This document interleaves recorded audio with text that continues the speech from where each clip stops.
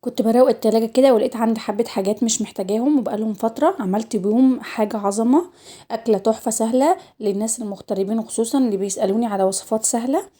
أول حاجة هنسمي الله، هنجيب طاسة عندنا ننزل فيها بمكعب زبدة، نستنى لما يفك خالص ننزل عليه بالسوسيس أو الهوت دوج، وهنديله تشويحة كده من ناحيتين كويس لحد ما يغير لونه.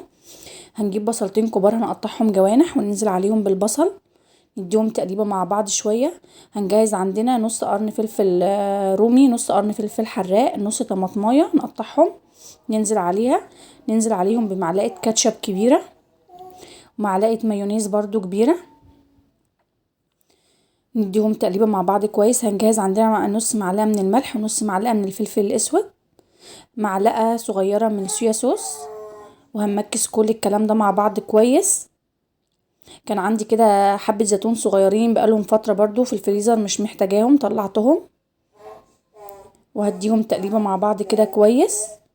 هسيبهم 10 دقايق بالظبط على النار، وكده بقت جاهزة عندي وبألف هنا حبايب قلبي.